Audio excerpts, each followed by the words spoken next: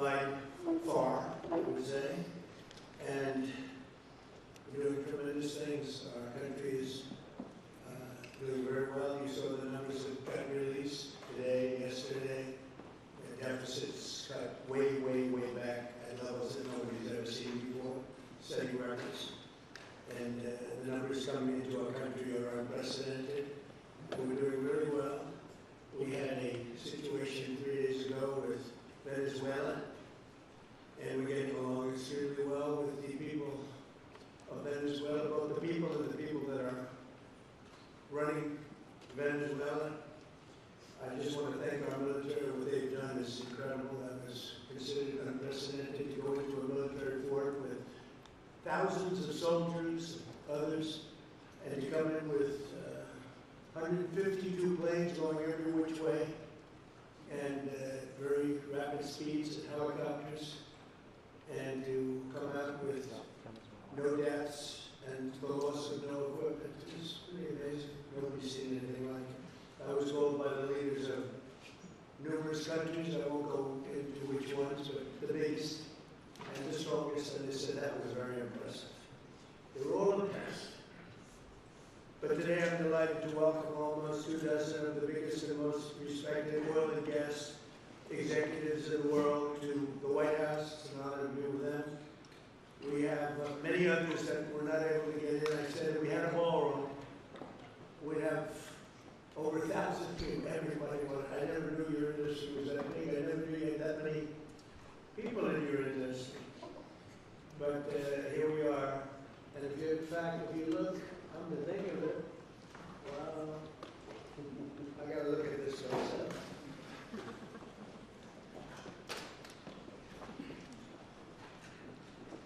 Wow. What a view. This is the door to the ballroom. What a job. Unusual time to look. But I think if the fake news would like to go back and take a look, you can, but you'll see a very big foundation. It's moving. We're ahead of schedule in the ballroom and under budget. It's going to be, I don't think there'll be anything like it in the world, actually. I think it's been the best we want. This is, as you know, our biggest room, which we see 100 for dinner, maybe. If you're lucky. It'll be nice and tight. And the ballroom will seat many. And it'll also take care of the inauguration with bulletproof glass, storm-proof ceilings, and everything else, unfortunately, that today you need. So we're going to discuss how these great American companies can help rapidly rebuild Venezuela's dilapidated oil industry and bring millions of barrels of oil production to benefit the United States, the people of Venezuela, and the entire world. And yesterday, the number is 30 million barrels. I can't even, is that a correct number? 30 million barrels. Do you hear that, Peter? Of oil was given to us by Venezuela. That's a lot of oil. It's about $4 billion worth, and it's on its way to the United States right now. And we want to thank Venezuela for that. And we're working very well with them. Obviously, they wouldn't have been so generous, but they respect us. Again, they didn't respect us at all before. So that's money that goes to the United States. Some will go to Venezuela, and some will go to the oil companies, but not that, because that's already been extracted. So when you're not getting any of that, but when you start extracting, you'll get. But it's tremendous reserves, among the biggest in the world. Some people say it is the biggest in the world. And we're going to be working with Venezuela. We're going to be making the decision as to which oil companies are going to go in, that we're going to allow to go in. We're going to deal with the companies. We'll probably do that today or very shortly thereafter. Chris and Doug. And we're dealing with the country, so we're empowered to make that deal. And you have total safety, total security. One of the reasons you couldn't go in is you had no guarantees, you had no security, but now you have total security. It's a whole different Venezuela, and Venezuela is going to be very successful. And the people of the United States are going to be big beneficiaries because we're going to be extracting, numbers of, in terms of oil, like a few people have ever seen, actually. So you're dealing with us directly, you're not dealing with Venezuela, well, we don't want you to deal with Venezuela. Let me thank Vice President J.D. Vance, who's doing a fantastic job.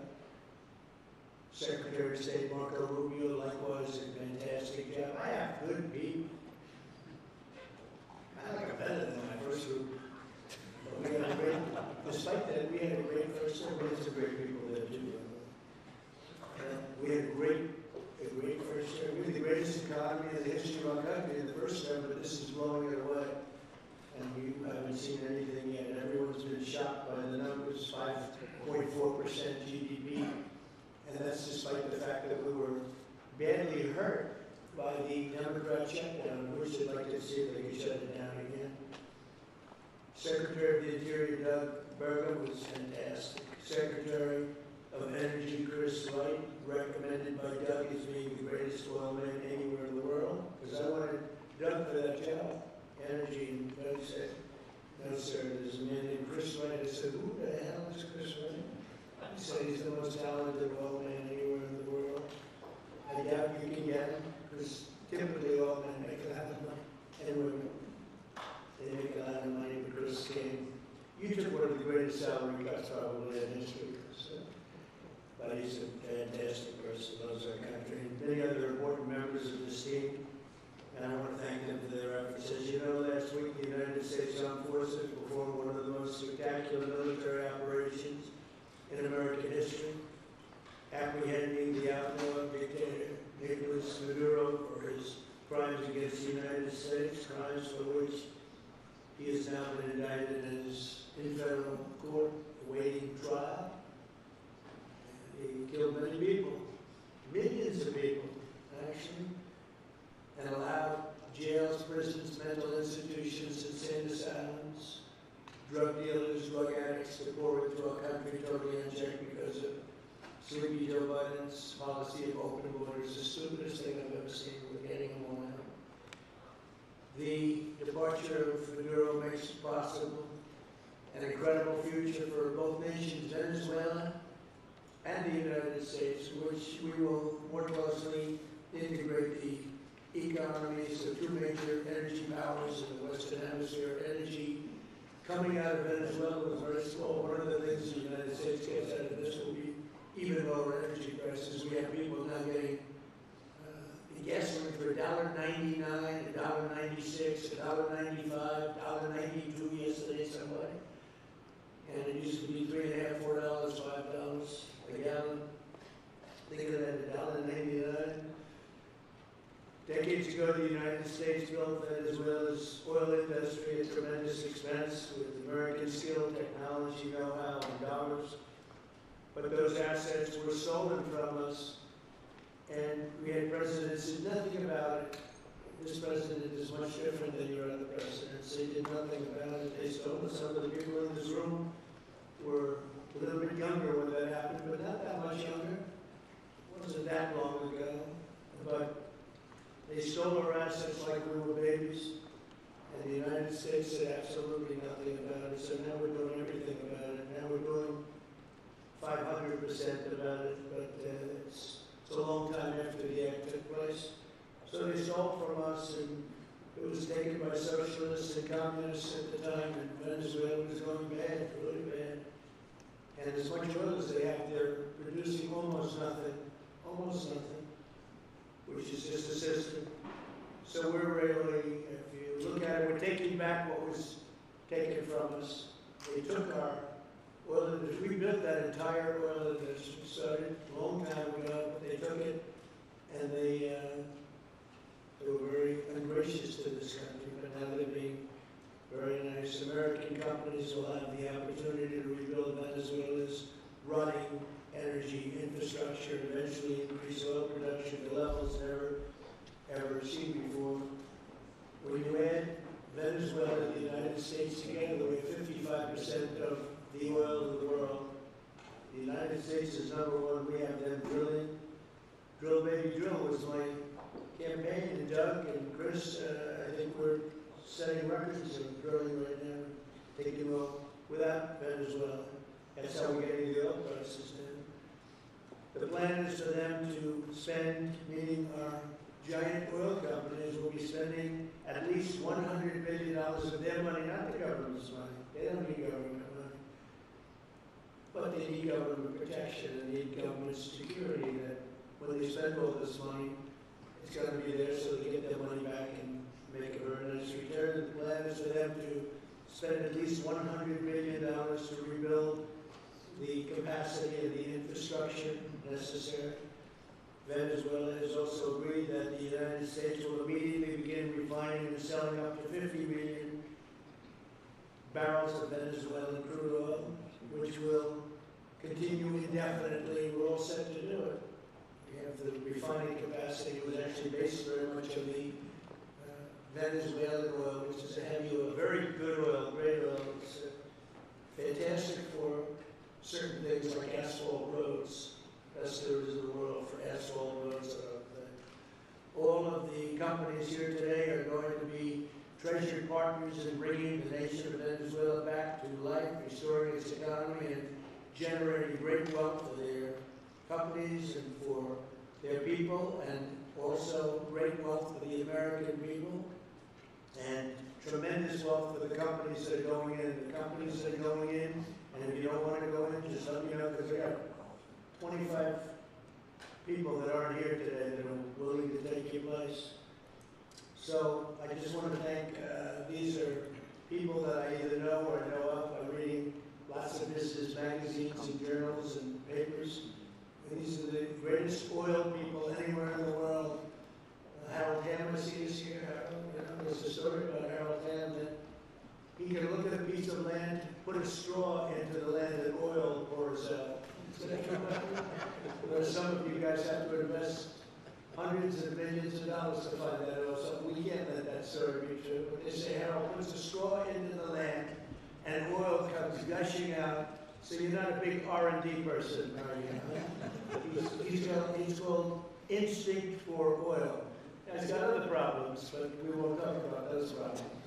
But he's been a great supporter of mine for a long time, haven't you, Harold? So congratulations. But we have, and I think Harold would agree, we have the greatest oil men and women anywhere in the world sitting in this room right now. And we have a lot of people that will be back to see us sometime next week. We're going to have another meeting for another group. But we're going to do this very quickly. We can have this done almost immediately.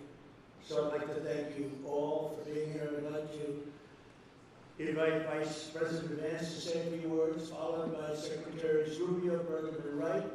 And then we'll have a few words from representatives that are here to discuss their ideas, a couple of them.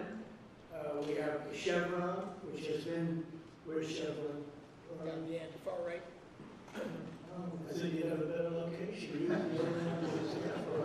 For all that. I used to call you and say, what the hell is going on with Venezuela?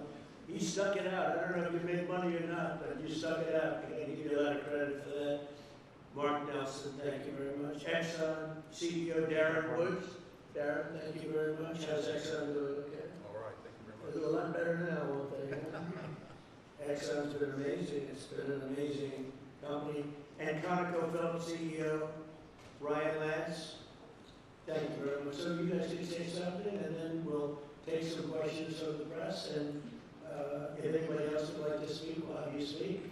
We have all the time in the world. This is a big subject. This is massive wealth, and more importantly than massive wealth, it leads to lower taxes and a lot of jobs for Americans and for Venezuelans, but for Americans in this case.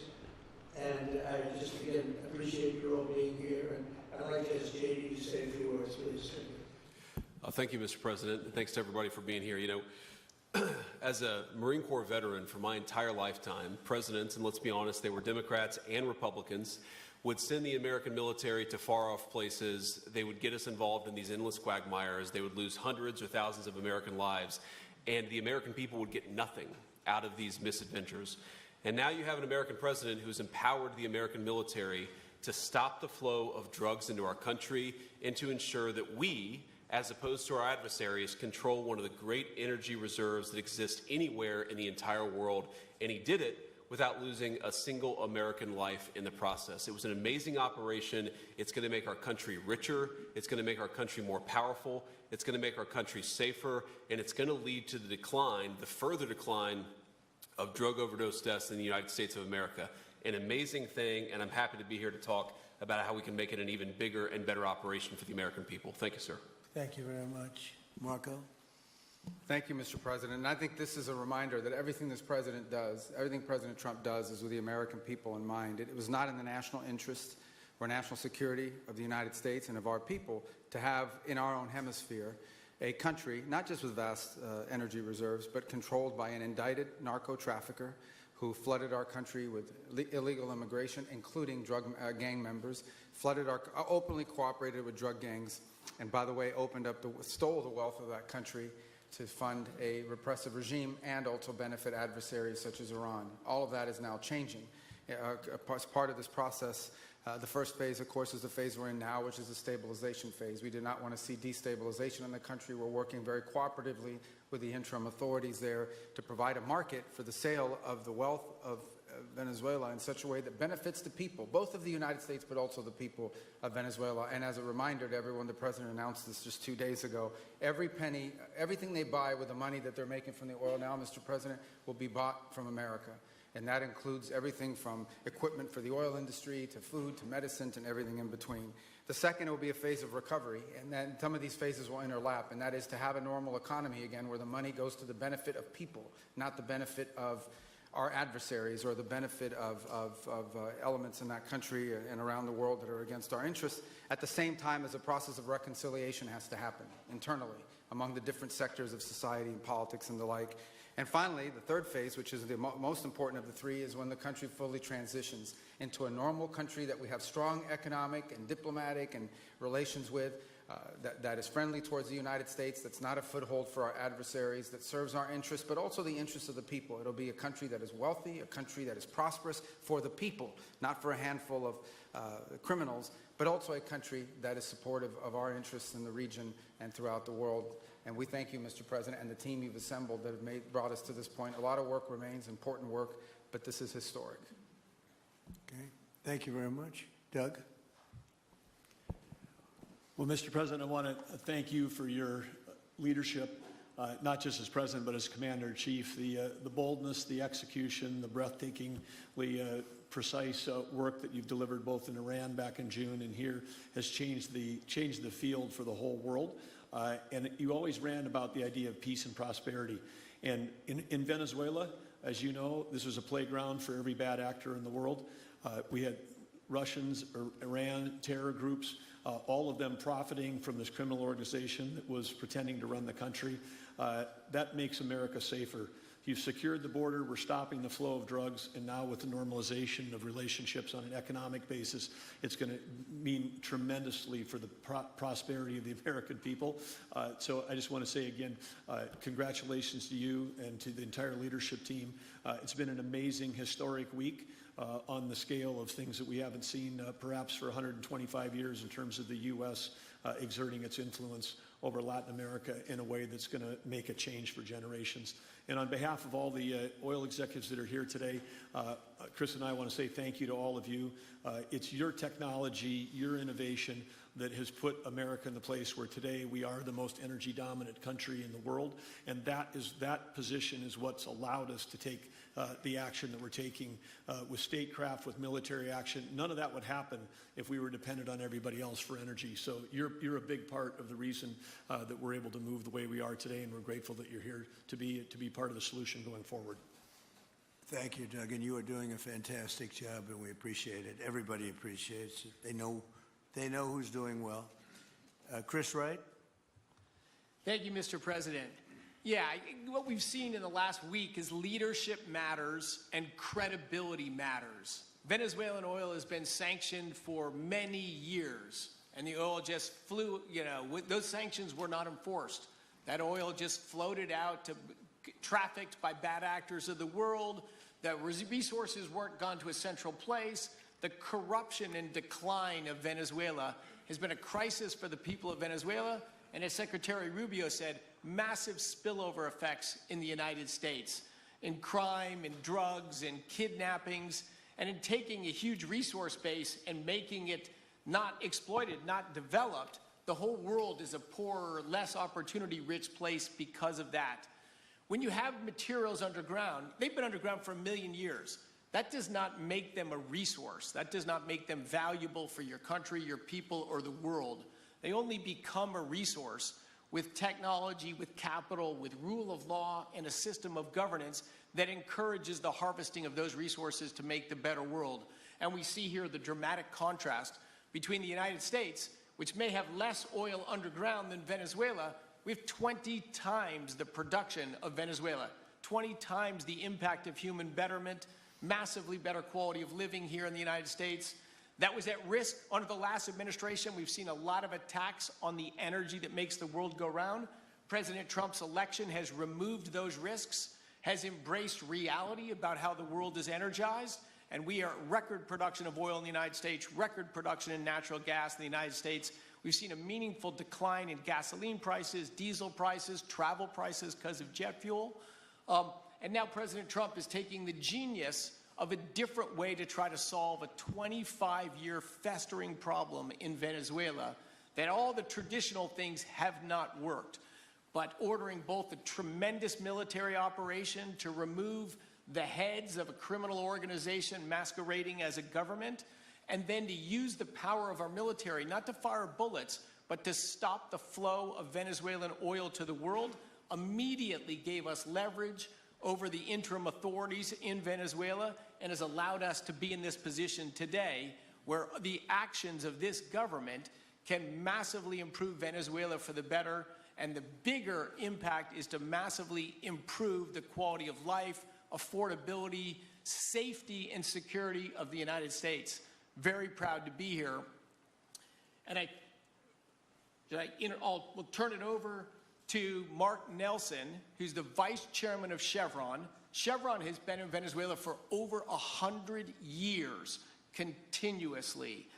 Mike Wirth, the CEO, had a knee replacement recently. He's not here. Mark is a tremendous leader in our industry, and I'll turn it over to him. Thank you, Secretary Wright. Again, I'll send Mike Wirth's regrets. He really wanted to be here, Mr. President. Great guy. On his behalf, I have 3 very quick thank yous and an assurance I'd like to provide you all. The first thank you, Mr. President, is to you. It's thank you for convening this gathering. It's thank you for your leadership, and thank you for continuing to keep American energy domination in the forefront. So thank you for that. Thank you very much. The second thank you actually is to the cabinet. So Secretary Rubio, Secretary Burgum, Secretary Wright, your ability and commitment to continue to engage with the parties around the table to keep the world working is greatly appreciated. So thank you for that. And the final thank you actually would go to our Venezuelan employees of Chevron. They have been working tirelessly to operate safely, protect the environment in country, and their dedication and skill will help us in this next chapter. And finally, I'll close with the assurance. For more than a century, Chevron has been a part of Venezuela's past. We are certainly committed to its present, and we very much look forward as a proud American company to help it build a better future. And so, Mr. President, thank you for your leadership. You really suffered there. You stuck it out. A lot of people left. A lot of big companies left. Many of the people sitting at this table left because of the safety risk and other risks. But you stuck it out. I give you credit for that. Sometimes it was hard. I remember 6 months ago I told you to stay, just stay. Things are going to happen. You'll be very happy. I didn't know they were going to happen this fast or this conclusively. One thing I think everyone has to know is that if we didn't do this, China or Russia would have done it. And if China or Russia were a next-door neighbor, because essentially this is not around the other parts of the world so far away where you fly in an airplane for 24 hours before you get there. This is sort of a next-door neighbor if you think about it. And I told China and I told Russia, we get along very well, we like you very much, we don't want you there, not going to be there. And if we didn't do this, China would have been there and Russia would have been there, maybe they both would have been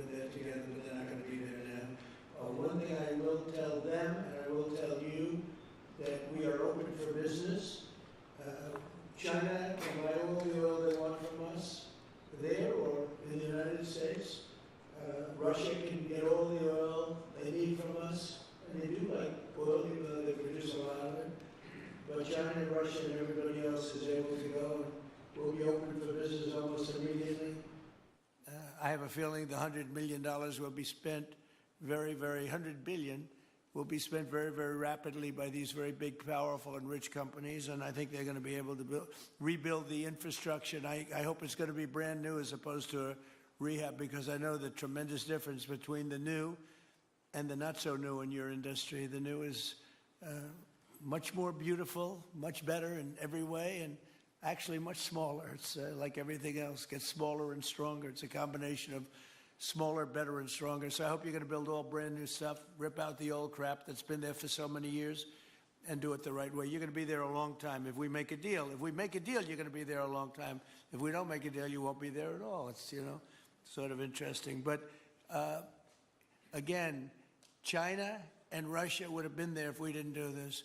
And the other thing people ask about the second wave, I don't think it's going to be necessary. We have an armada, a giant armada like nobody's ever seen in that part of the world. And it's stationed off the coast. And we are getting along so well with the people that are involved and representing Venezuela that I don't think we're going to have any, I don't think it's going to be necessary to do the second wave. We were planning on a second wave, but the first wave was so powerful and so good and so strong. And frankly, the people in the country, they did the right thing. They were smart. They did the right thing. They didn't want to go through a second wave. But we've got a tremendous number of the most powerful ships in the world right there. I don't think we're going to have to use that. I'm happy to say that. I don't think we're going to have to use that at all. If I could ask Chevron, you did a great job. I want to thank you. And ExxonMobil, if you would say a few words, and then followed by Conoco, great companies, massive companies, great companies. Exxon, please. Sure. Thank you, Mr. President. I appreciate the invitation and the opportunity, frankly, for the entire industry to show up and provide a perspective. Frankly, we've been kind of unresponsive to the press regarding Venezuela. I guess today's the opportunity to address the press directly with respect to a number of questions that have been asked of ExxonMobil. First and foremost, obviously, is the interest that we have in Venezuela. And I think, you know, the way I would position that, I think one of the reasons why we see many of the industry players here is we're in a depletion business for a product that is in great demand and will be in demand for many, many, many decades to come. And as a depletion business, the biggest challenge we have is finding resources.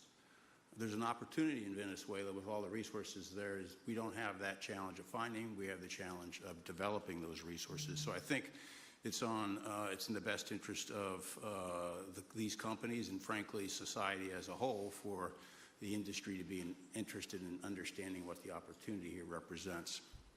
I'll just share a philosophy that ExxonMobil has when we enter countries, because we do business all around the world in a number of different regimes. We take a very long-term perspective. The investments that we make span decades and decades, so we do not go into any opportunity with a short-term mindset. And there's a value proposition that we have to meet. It has to be a win-win-win proposition. Obviously, it has to be a win for the company and our shareholders and to generate a return for the investments that we make. It has to be a win for the government. The resources are an important source of revenue that help support the people of the places that we do business. And it has to be a win for the people. We have to be wanted there and to be a good neighbor. And those three things ensure a stable, long-term platform for the large investments that we make for the long term. With respect to Venezuela in particular, we have a very long history in Venezuela. In fact, we first got into Venezuela back in the 1940s. We've had our assets seized there twice. And so you can imagine to re-enter a third time would require some pretty significant changes from what we've historically seen here and what is currently the state. If we look at the legal and commercial constructs and frameworks in place today in Venezuela, today it's uninvestable. And so significant changes have to be made to those commercial frameworks, the legal system. There has to be durable investment protections, and there has to be a change to the hydrocarbon laws in the country. We're confident that with this administration and President Trump working hand in hand with the Venezuelan government, that those changes can be put in place. And with respect to the Venezuelan government, that perspective we don't have a view on. We haven't talked to the Venezuelan government, and obviously we have yet to assess the people's perspective with respect to ExxonMobil entering the country. In the short term, there are things that can be done while these longer-term issues are being worked. For us, we haven't been in the country for almost 20 years.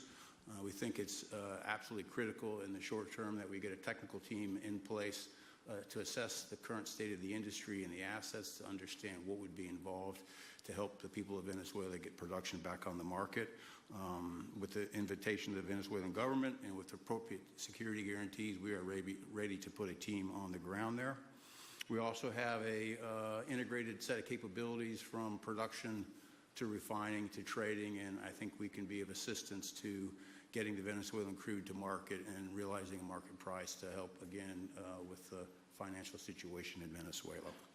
So those are my short-term perspective that I have. I'd say maybe close with a thank you, Mr. President, for the work that you've done to secure not only the national security, but the energy security of the region. And then thank you, Secretary Rubio, Secretary Wright, Secretary Burgum, for your leadership in this matter. Thank you. How long would it take you, Darren, as Exxon to, if we make a deal, how long would it take you to get in there and get started? Well, the first step, this technical team, as I talked with Secretary Wright earlier this week, we started from the beginning to put the team together so that if and when it was needed, we could hit the ground almost immediately. So we can hit the ground within the next couple of weeks, start the assessment, and then from there we need to understand. That's what we want. We want speed and quality. That's what we want. Thank you, Darren. And Conoco, Ryan. Thank you, Mr. President. Appreciate the opportunity to be here too, and you've assembled a great team. And our congratulations as well for removing one of the terrible people in the world and bringing them to justice. It was quite amazing. I think you've given hope to the people of Venezuela again, which I think is quite remarkable. And we've been on the other end of that despot regime a long time.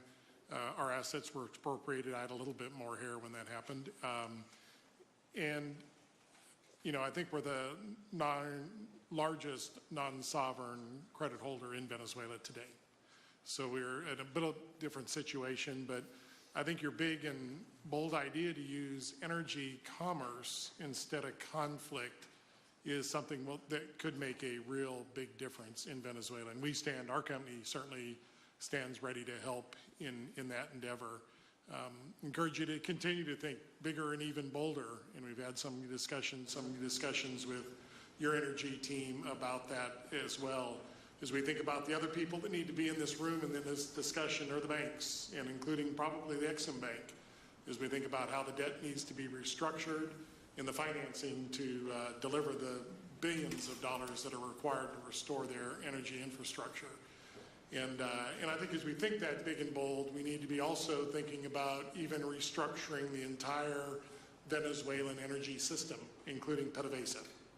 And I think if we can do that and think bold, there's an opportunity to be quick, fast, and restore the quality of what's happened in Venezuela, or what's been lost in Venezuela over the course of the last 25 years. So thank you for this opportunity. Well, thank you very much, and you'll get a lot of your money back. We're going to start with an even plate, though. We're not going to look at what people lost in the past, because that was their fault. That was a different president. You're going to make a lot of money, but we're not going to go back. You left a lot of money behind, I guess, huh? What number? 12 billion. How much? 12 billion? Well, good write-off. It's already been written off. It's been written off. All right, thank you. You'll make it back one way or the other. You're all going to do very well. I think really very well. Marco just gave me a note. Go back to Chevron. They want to discuss something. Go ahead. I'm going back to Chevron. Marco. Thank you, Marco. Was there a question, Mr. President? Yes, go ahead, Marco. What are you saying here? Mark, if you could update us on operations in the ground and with the appropriate approvals, what you might be able to achieve in the next 12 to 18 months, give us a little view from the ground. You bet. So today, Chevron has 3,000 employees in 4 different joint ventures in Venezuela today. And over the past 5 to 7 years, they've taken production from about 40,000 barrels a day to 240,000 barrels a day, essentially getting those facilities and that equipment up to standards that would be something that people in the room would be more accustomed to. Given the work we've done with Secretary Wright and Secretary Burgum and even Secretary Bessent, I think we have a path forward here very shortly to be able to increase our liftings from those joint ventures 100%, essentially effective immediately. We are also able to increase our production within our own disciplined investment schemes by about 50% just in the next 18 to 24 months, and that's just leveraging what's on the ground. So to Secretary Rubio's comments about phase one, this is taking the momentum of improvements we've already made there locally and building on those and creating more momentum for the people of Venezuela. Do you think you have an advantage being there? It's, you know, you've been there by the skin of your teeth. It's been tough for you to be there. But do you think you have an advantage over the other people in this room by the fact that you are there? Yeah, I think there are, Mr. President, I think there would be days where it didn't feel like an advantage, and there are days where it does feel like an advantage. But having people on the ground today that care desperately about the people of Venezuela and know how to operate the assets that are there is a definite advantage today. Would you say the best locations are available, or would you say the best locations are already sort of worked, even though they're in very bad shape? The best locations for finding oil, the best locations for oil. There are more opportunities than not, Mr. President. With 300 billion barrels of reserves and resources in country, there are lots of opportunities for many companies. Will you be building new, or will you be using the old infrastructure that you have? Yeah, today it's a little bit of a mix, but today it's mostly us taking the equipment of today, getting it to the standards that we are accustomed to your comments about making it how it should be today. Most of the investments that we've been making are about getting it up to our standards. Well, I think you're going to make an investment, but you're going to get your money back very quickly, and that's part of our thing. We're going to have you get your money back fast, and then you'll give a lot to Venezuela and to the United States after that. Okay, so you'll be in good shape. Could I ask Harold Hamm to say a few words? He's been a friend of mine for a long time. Very amazing man, actually, amazing energy person. Well, thank you, Mr. President. It's good to be here with so many dignified people. And this effort particularly, and thank you for your effort for what you've done here, taking this despot out of that area. And the world dealt with him way too long. Certainly our industry knows that this is a real jewel that can be developed for the people of Venezuela, and also benefit the world. And like Secretary Wright said, it has not been done. That's not been done in the past, and they had a good chance at it. Brought someone in that totally took it down, as everybody knows here, and that was Chavez, and we know what happened to him finally. But you know that ruined the industry in Venezuela, and all of us know how that happened. Ended very well, very wrongly. So anyway, we're glad to see what's happened here, and look forward for the opportunity for a lot of people in this room, but also for America and the country itself. Are you going to be involved in going in? Because, you know, he's in North Dakota and he's in Oklahoma and some incredible places. It's a little bit different, but there's no doubt about you won't have to worry about the straw too much here. You can just go at it. Are you going to be one of the participants? Well, certainly, you know, I'm an oil finder, like you said. Barry Spitzer, told that story. The coach. He's kind of exaggerating a little bit. It doesn't come out quite that easily usually. But anyway, great story. I love it. But I love Barry. Barry's the one that told me this. Yeah, he's a champion, in a lot of ways. So love that story. Certainly, it excites me as an explorationist. Everybody has that in their blood, and it is a very exciting country and a lot of reserves. And so it's got its challenges, and the industry knows how to handle that. And like Darren said, you go into your eyes open and do the best you can with the team you got. So well, you're going to have something that they never had really here is tremendous security. You're going to be very secure, very safe physically safe in addition to financially safe. So it's good to see you, Harold. Thank you very much. Does anybody have anything to say before we get to the press? What does Cuba have to do to avoid the same fate as Venezuela? What does Cuba have to do? Well, Cuba's in bad shape. Cuba relied on Venezuela for oil and for money. And nobody really knows what's going to happen with Cuba. They're doing very poorly. They're really third world all the way. And we have a lot of great Cuban Americans. And I would say Marco fits very solidly into that category. And I might ask you to say a few words about, we were discussing it before, Cuba is a very different, they don't have energy, they don't have oil, but they would live off of the oil from Venezuela. And what they do have is very strong people and very powerful people militarily, and they would protect the people running Venezuela, and they would take in a lot of money from Venezuela. Now they don't have that. They won't be taking in any money. So, Marco, what do you think? Well, I mean, the fundamental problem in Cuba is that it's run by incompetent people that don't know what an economy looks like, much less a functioning one. They've made a choice, and that is they would rather have political control over their people than they would have an economy that functions. And they've gotten away with it for 60-something years because they've had donors, the Soviet Union, and now most recently Venezuela. But that's now gone.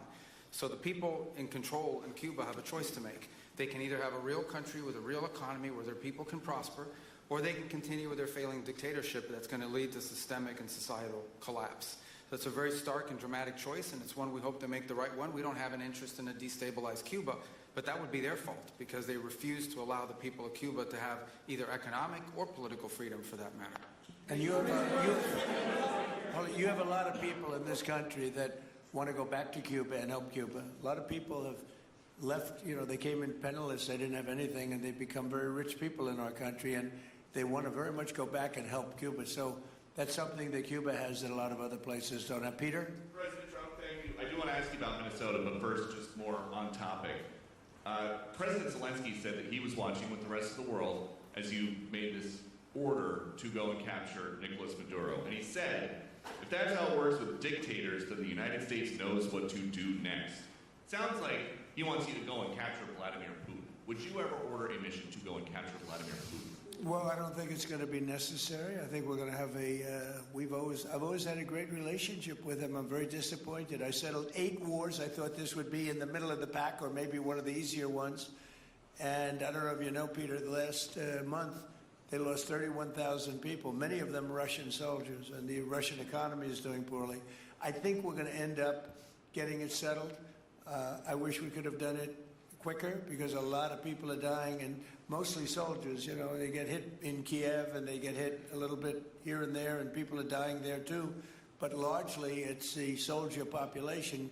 When you have 30,000, 31,000 soldiers dying in a period of a month, 27,000 the month before, 26,000 the month before that, that's bad stuff. So as you know, President Biden gave $350 billion to Ukraine to fight, and we would never get that back, although I did make a rare earth deal to get it back, so we will be getting it back, but shouldn't have done that. It was a bad thing to do. I will say that right now, because I was able to get NATO to up GDP from 2% to 5%, NATO's got a lot of money, and they're paying for everything. We're not losing any money. We're making a lot of money, I guess, if you think of it, because we're selling them military equipment. They're probably giving it to Ukraine. But we're selling them to NATO military equipment. We're getting full price and all of that. But that's not a big deal to me. What is a big deal is stopping a war where 30,000 people are being killed every single month. And on Minnesota, the vice president yesterday suggested that Renee Good, who was killed by this ICE officer, was part of a broad left-wing network. What has your team told you about this broad left-wing network? Who is in charge of it? Who's part of it? What's it called? Well, I haven't seen the vice president's statement, but he's generally very accurate. I hate to say it. Look, I watched that yesterday, and there were a lot of different forms to it. But there was a woman screaming, shame, shame, shame, shame. She was a agitator, probably a paid agitator, but in my opinion, she was an agitator, a very high-level agitator, so professional. She wouldn't stop screaming. I said, this isn't a normal situation. This is a professional troublemaker. Because you heard it and I had it. Now, I will say this, the news sort of turned her down, turned her off, because you're trying to watch. She was so loud and so crazy and just not normal. When somebody sees something like that, they don't go screaming and the same words. So, I guess you could say professional, but I didn't think she did a very good job. You have agitators, and we will always be protecting ICE, and we're always going to be protecting our Border Patrol and our law enforcement. Yeah. Thank you, Mr. President. Mr. President, in your conversations with these oil executives today, did you provide any security guarantees so that they can do their work safely in Venezuela? Yeah. And separately, Mr. President, they will have those guarantees, yes. And separately, Mr. President, I'm curious in terms of the future of Venezuela. Do you see Venezuela now led by Delcy Rodriguez as an ally of the U.S.? Is that the way that you view that country right now? They seem to be an ally, and I think it'll continue to be an ally, and we don't want to have Russia there. We don't want to have China there. And by the way, we don't want Russia or China going to Greenland, which if we don't take Greenland, you're going to have Russia or China as your next-door neighbor. That's not going to happen.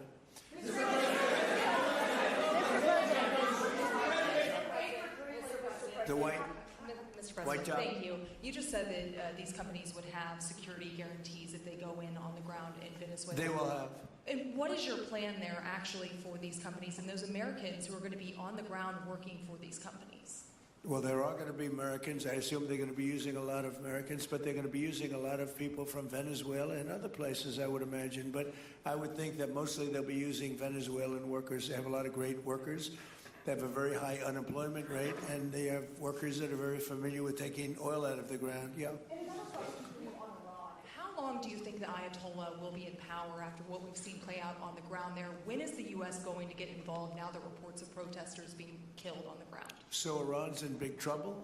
It looks to me that the people are taking over certain cities that nobody thought were really possible just a few weeks ago. We're watching the situation very carefully. I've made the statement very strongly that if they start killing people like they have in the past, we will get involved. We'll be hitting them very hard where it hurts. And that doesn't mean boots on the ground, but it means hitting them very, very hard where it hurts. So we don't want that to happen. There have been cases like this where President Obama totally backed down. But this is something pretty incredible that's happening in Iran. It's an amazing thing to watch. They've done a bad job. They've treated their people very badly, and now they're being paid back. So let's see what happens. We're watching it. We're watching it very closely. Go ahead, please. Yes, go ahead. Thank you so much, Mr. President. Do you have any comments in reaction to the recent attacks by the Syrian government alignment groups against US-backed Kurdish forces in Aleppo, Syria, which killed dozens of civilians and displacing many families? Does your administration bring peace between the Kurds and the Syrian government? I want to see peace, yes, I do. The Kurds and the Syrian government, we get along with both, as you know very well. They have been natural enemies over the years, but we get along both, and we want to see Syria succeed. And so far, I think they are succeeding, but this is just breaking out, and we want to see that stopped. Go ahead,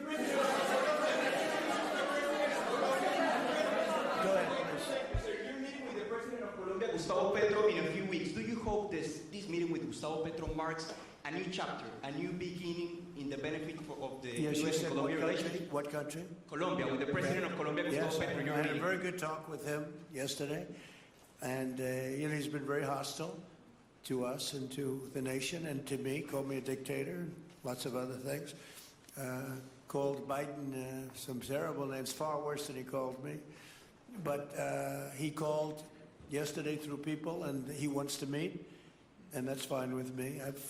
I've made up with people also, you know. So we're going to have a meeting with him. We had a very good conversation.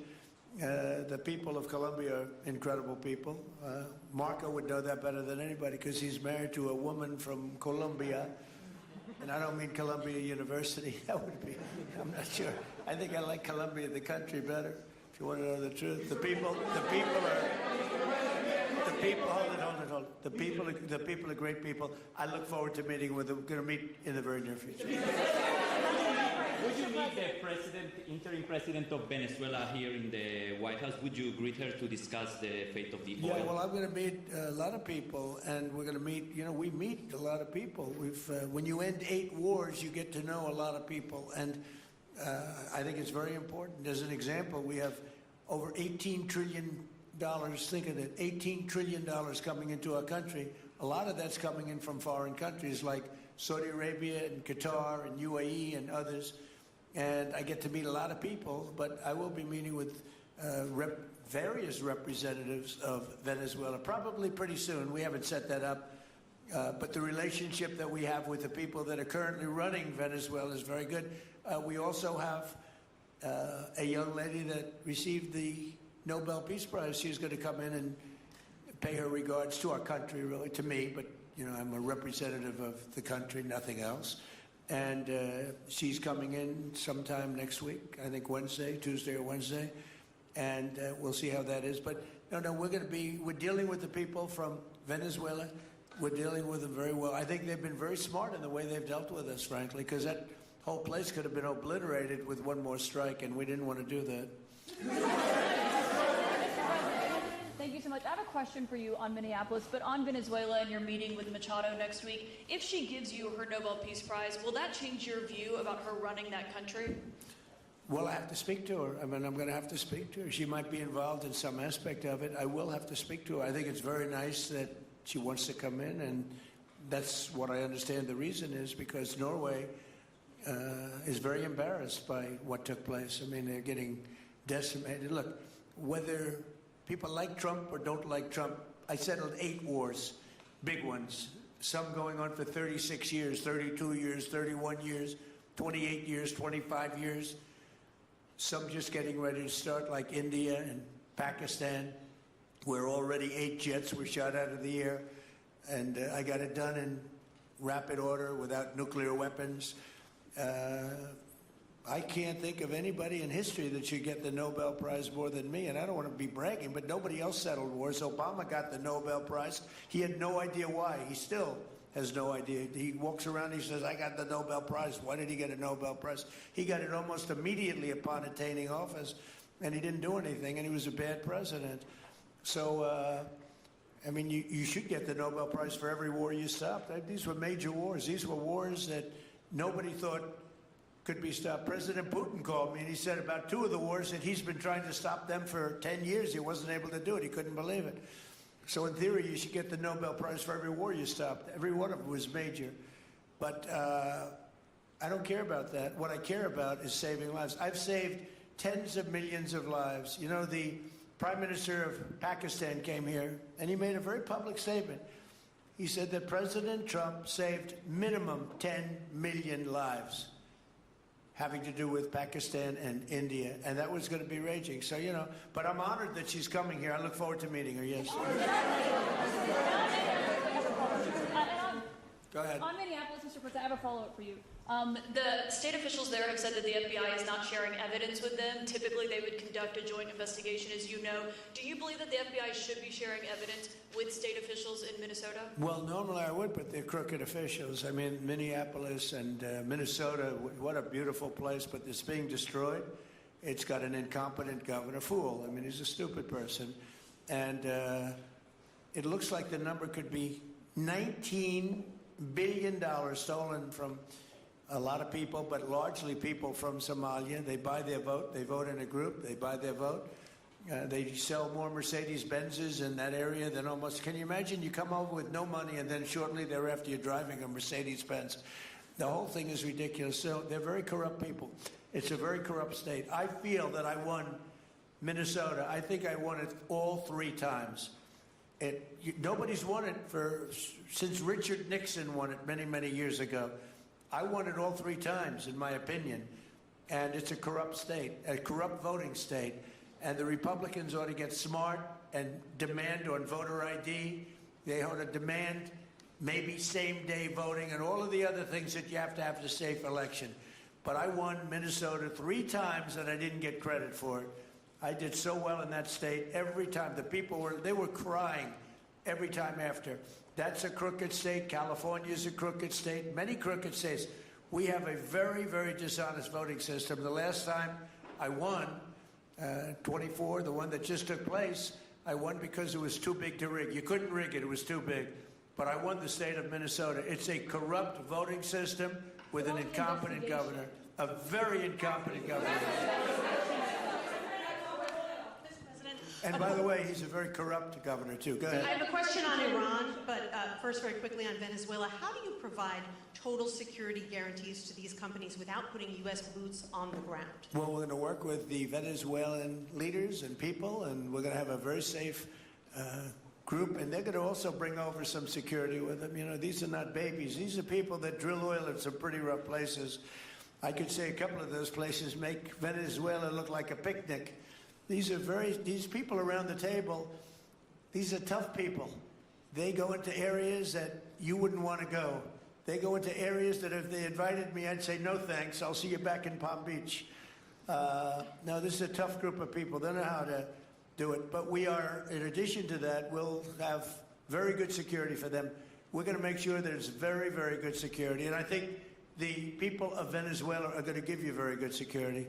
You know, the people, now I'm not talking even leadership, the people of Venezuela are going wild over this. They named a street after President Trump. What do? You attack a country and they name a street? That's never happened before. Although I heard that's also taking place in Iran. They named a street, the protesters. I just hope, you know, just God bless them. I just hope the protesters in Iran are going to be safe, because that's a very dangerous place right now. And again, I tell the Iranian leaders, you better not start shooting, because we'll start shooting too. With your glasses, sir, go ahead, please. Hold it. Next to you. Yes, glasses. The gentleman with the glasses. All right, thank you, Mr. President. With those very big glasses, actually. Yeah, Ferrari, actually. Mr. President, I have two questions. What do you want the European Union to do in Ukraine? The European leaders are pretty divided on Ukraine. And then, if you can reiterate this straight message that you have to the Iranian leader, to Khomeini, the message that you have. You're talking about Iran? Oh, Iran, yeah. What the do first I one want is on Iran Europe. to do? I'm sorry? Where are you from? Italy. Oh, nice place. Yeah. Okay. The first question So is what on are you Europe. asking about Iran for? Well, if you can answer about Europe and what you think the Europeans should do on Ukraine, and then a message. Well, look, Europe has been doing so much for Ukraine, but it hasn't been enough. And obviously that I would say that President Putin is not afraid of Europe. He's afraid of the United States of America, as led by me. There's no fear of Europe. You know, Europe's fallen behind. And Europe, and J.D. said it very strongly, I don't know, he took a lot of heat, but I didn't give him any heat. Europe is a different place. Europe is changing. Europe has got to get its act together. I love Europe. I guess I came from Europe, essentially. My roots are in Europe, but Europe is a different place. They have to get their act together. Now they've said they have a great NATO leader, and they've gone up to 5% from 2% GDP. That's a big step. But they have to be very careful with their immigration policy, and they have to be very, because, you know, I will just say, to be nice, that there are certain places in Europe that are very important that are no longer recognizable. I'm being very nice. I'm being very diplomatic when I say that. They are not recognizable. And they have to be careful on energy, because they're putting windmills all over the place and losing a fortune.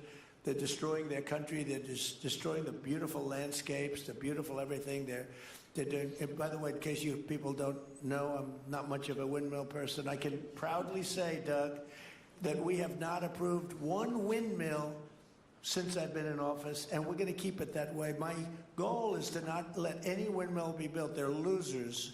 They lose money. They destroy your landscape. They kill your birds. They're all made in China. And all you have to do is, you know, just about all of the windmills are made in China, the structures. All you have to do is say to China, how many windmill areas do you have in China? So far, they're not able to find any. They use coal and they use oil and gas and some nuclear, not much, but they don't have windmills. They make them and sell them to suckers like Europe and suckers like the United States before.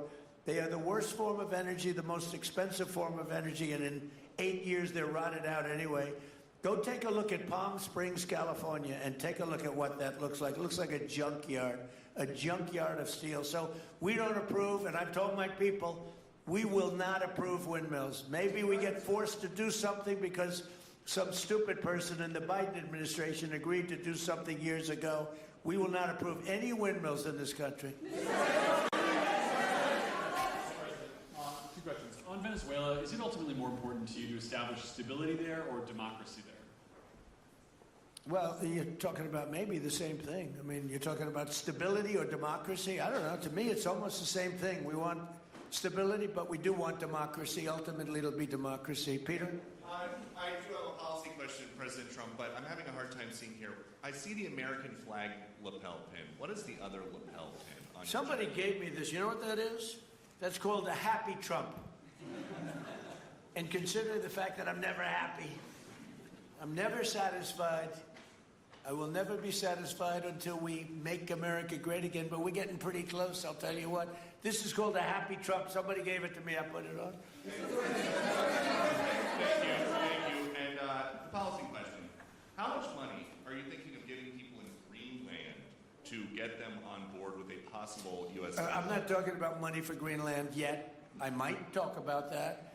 But right now, we are going to do something on Greenland, whether they like it or not, because if we don't do it, Russia or China will take over Greenland, and we're not going to have Russia or China as a neighbor. Okay?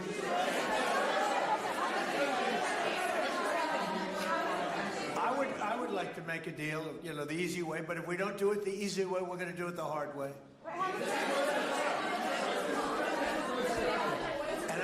And by the way, I'm a fan of Denmark too. I have to tell you, and you know, they've been very nice to me.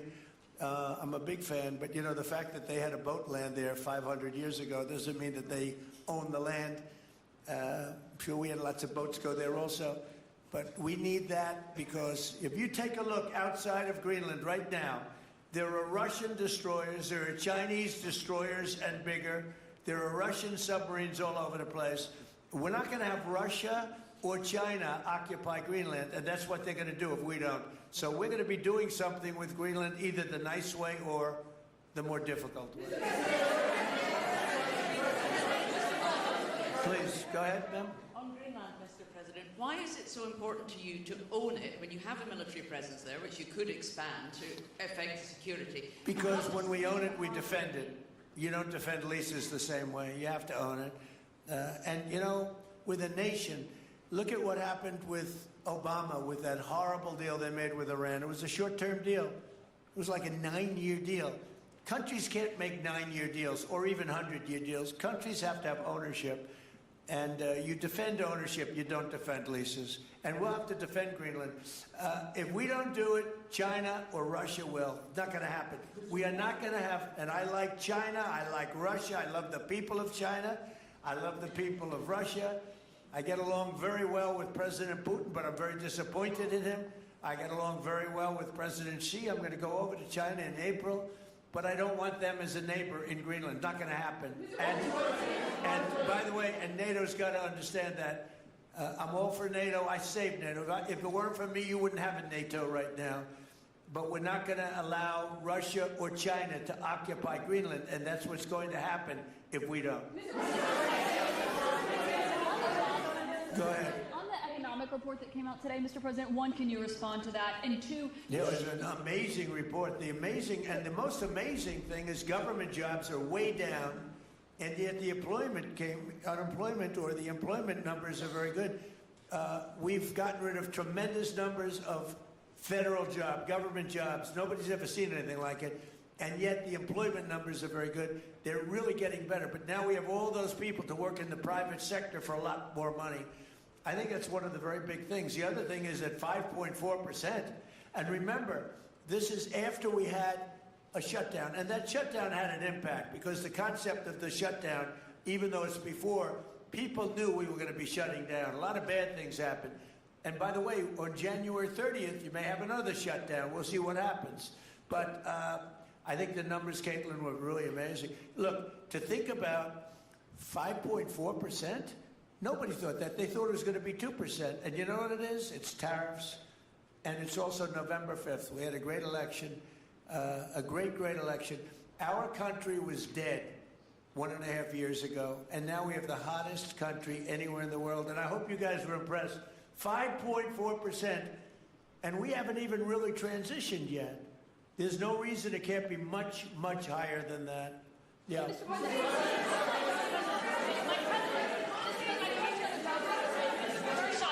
To the manufacturing. Let's give CNN a chance. You know, they've been fighting so hard to get back into the mainstream. Mr. President, you posted some numbers actually on Truth Social last night. People saying you posted the job data early when you're not supposed to obviously share it till the next morning.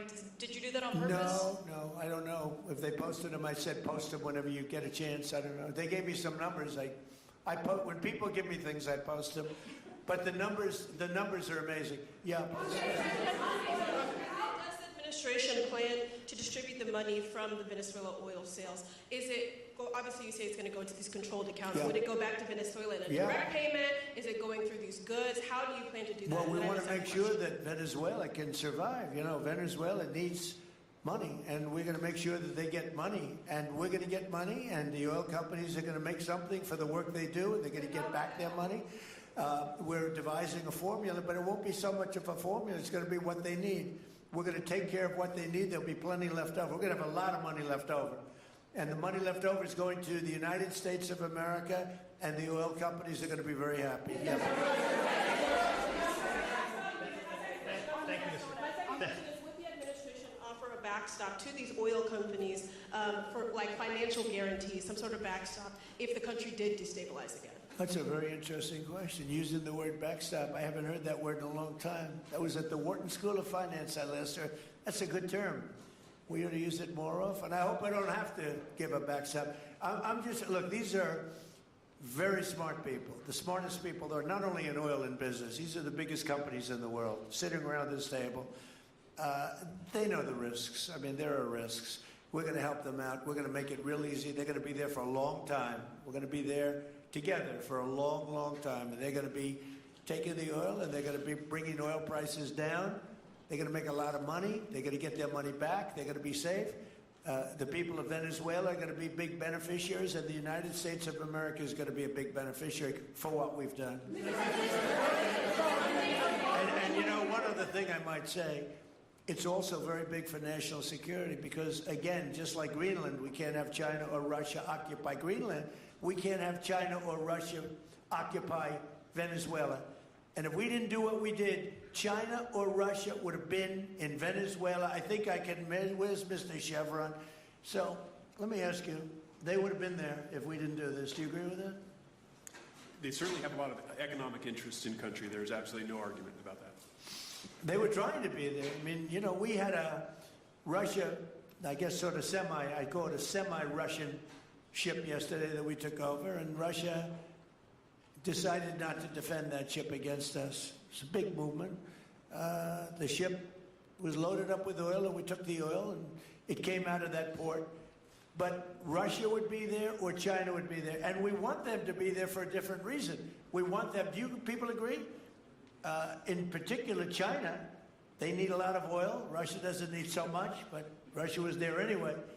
But I assume you agree that China would like to be doing a lot of business there by buying oil, and I want to just tell President Xi and President Putin, but more so in this case President Xi, because they do need a lot of oil, and we are open for business in the United States, and we are open for business in Venezuela, right?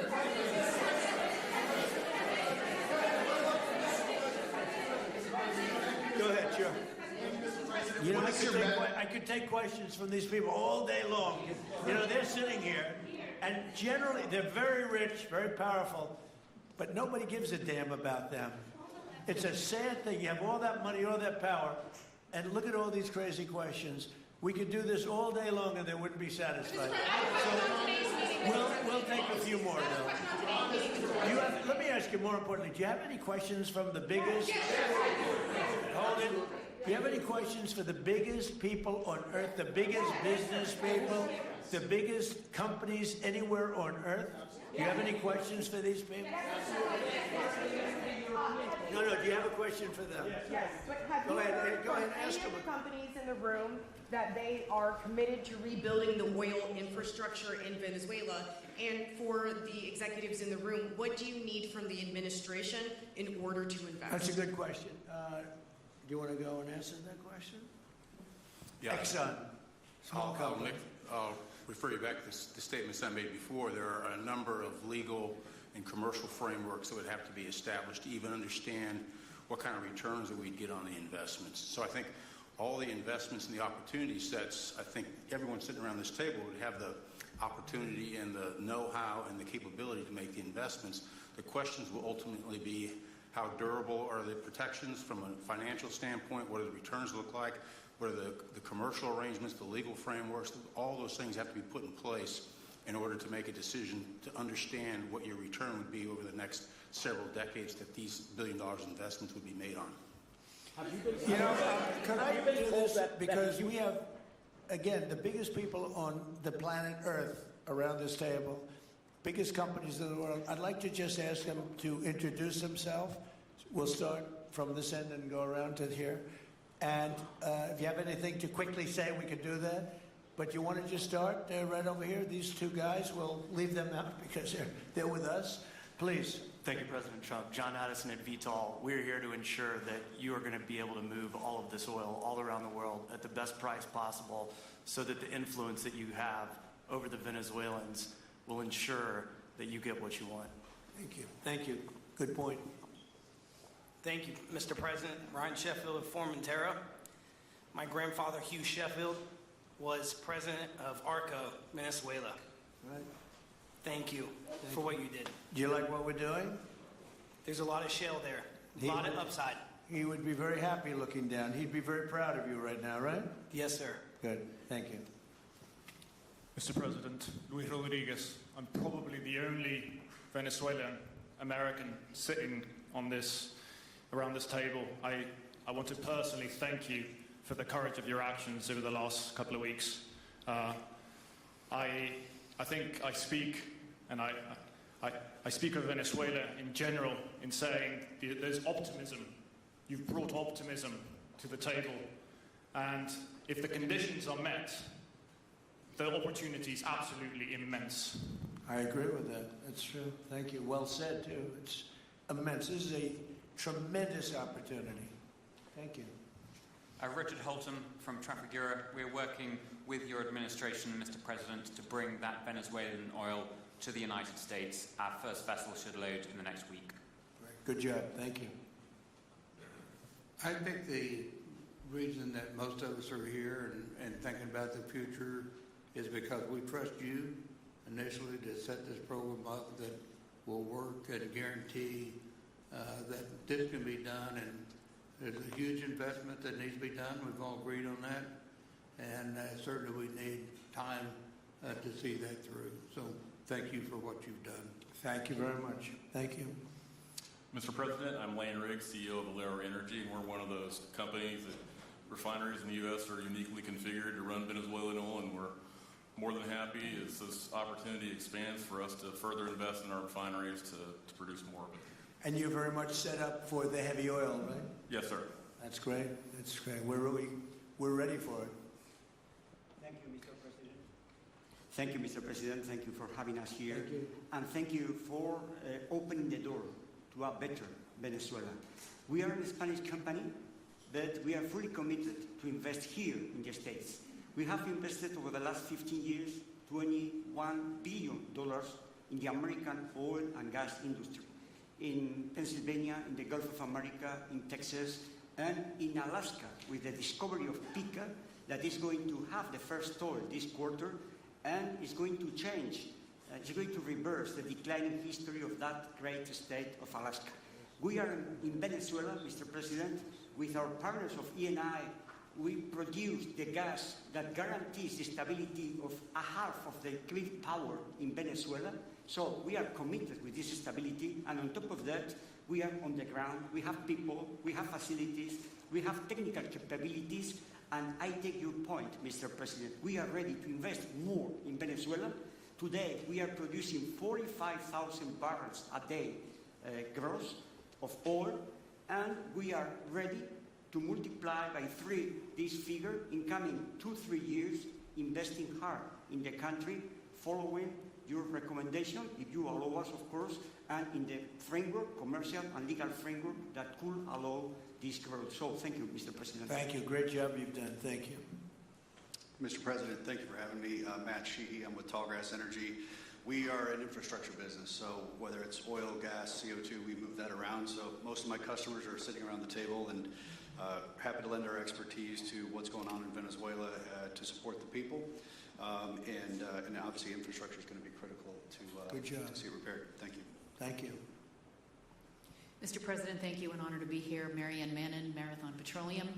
We are one of the largest U.S. refiners. On behalf of the men and women of Marathon Petroleum and of our industry, thank you and the administration for what you're doing for U.S. energy independence.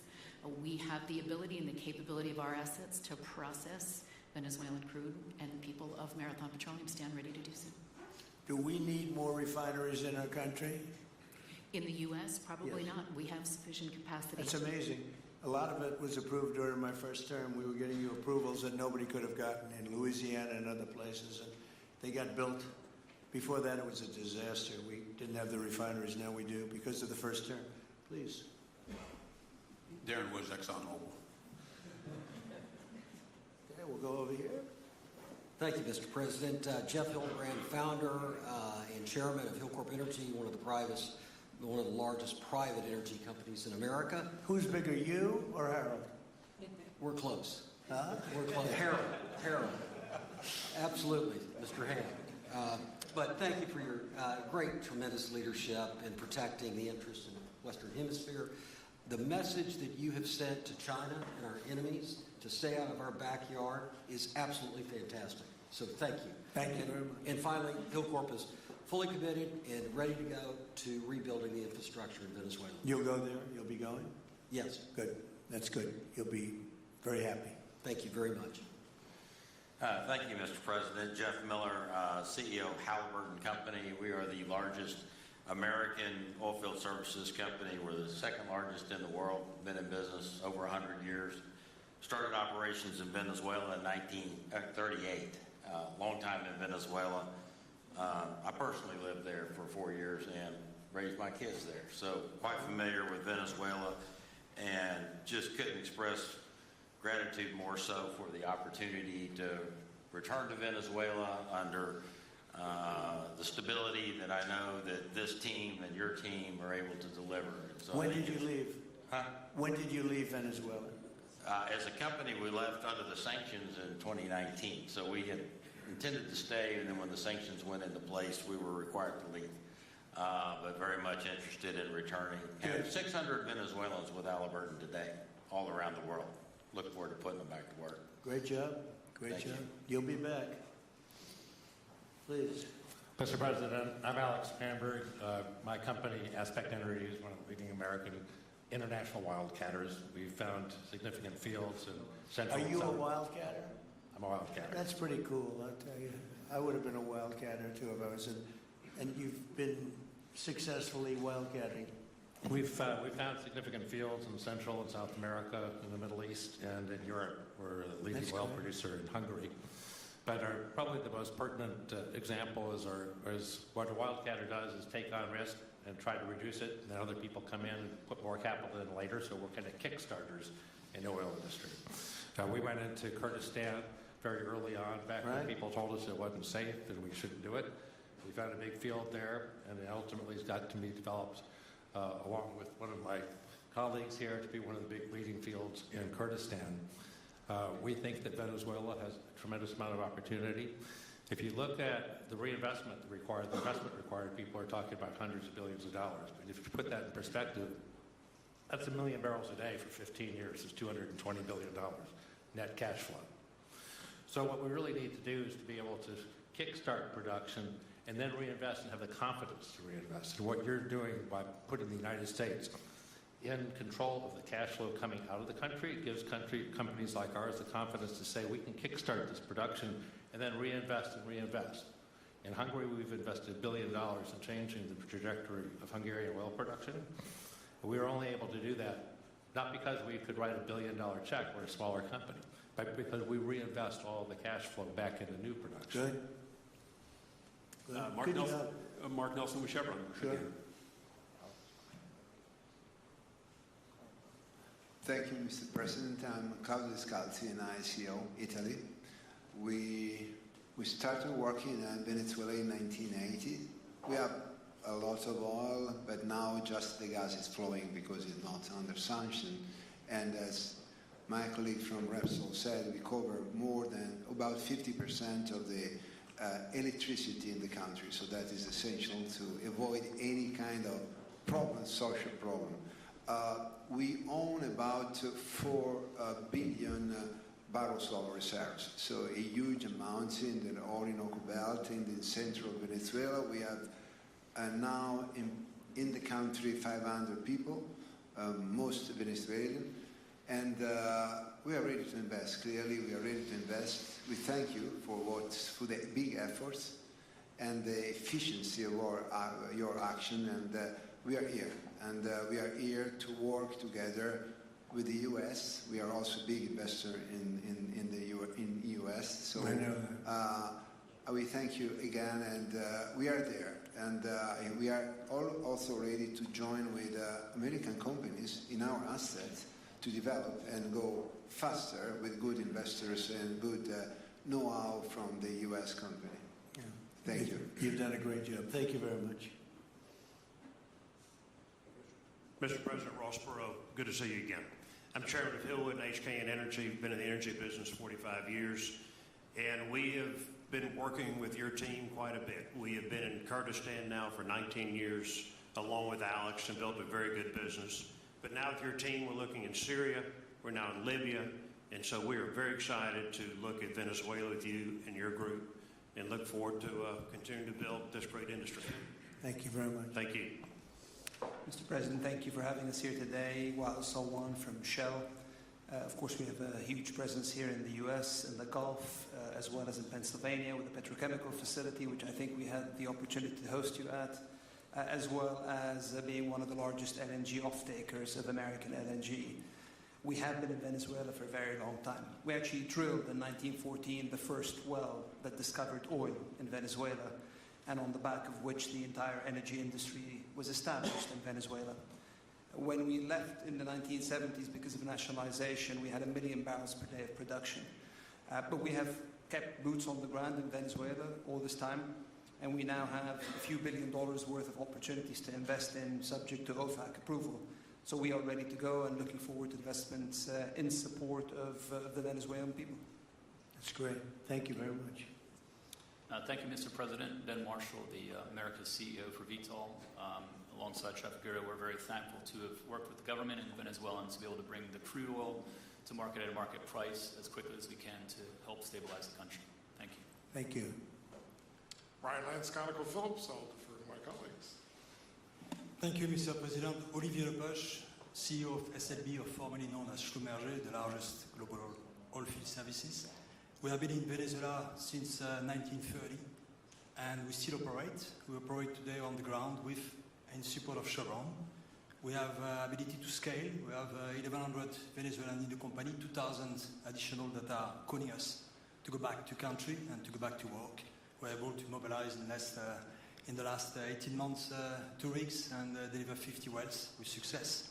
So we are here. We have knowledge of the subsurface like nobody else has. We have boots on the ground, capacity on the ground, $700 million of equipment value on the ground in Venezuela, ready to mobilize for all of our partners, customers. So we are ready to scale fast, and we really want to thank the administration, Secretary Wright, Secretary Bergen, for the effort they are supporting and giving us to be successful on behalf of the Venezuelan oil and gas industry. Thank you very much. Thank you very much. Well, check this out. They say the very best for last. And I don't have that sexy accent like this guy next to me here. Mr. President, my name's Bill Armstrong of Armstrong Oil and Gas. I'm a private independent guy. And in real estate, you were a wildcatter. So wear that motto proudly. But like you, I was my own guy.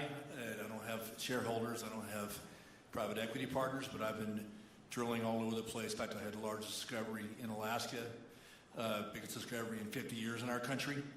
I now control 8 million acres adjacent to Venezuela, so I'm already heavily invested in the area. We share a 150-mile border with Venezuela in the countries of Aruba and Curacao, and we are ready to go to Venezuela. It is, in real estate terms, it is prime real estate, and it's kind of like West Palm about 50 years ago. Yeah. Very ripe. Yep, I agree with you. Thank you. Congratulations. Thank you. So I think what we're going to do is speak without the press to these gentlemen, see what kind of a deal we can make. We're going to get them involved. I'm going to ask Doug and Chris and some of the people that we have from the business standpoint representing our country to start talking about the confines of a deal. I have an idea what I want, what I think we should have. We have to get them to invest, and then we have to get their money back as quickly as we can, and then we can divvy it all up between Venezuela, the United States, and them. I think it's simple. I think the formula is simple. We start with a brand new plate, and it's going to be a tremendous success. I think it's going to be probably like few other things could ever be. You know, there's so much. Venezuela's been really taken advantage of by a lot of people because they drill very little. I mean, as much as you hear they have, they drill very, very little, very small percentage.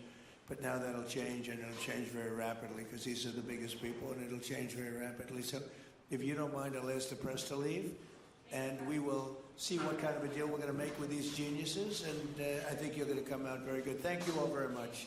Thank you. Thank you.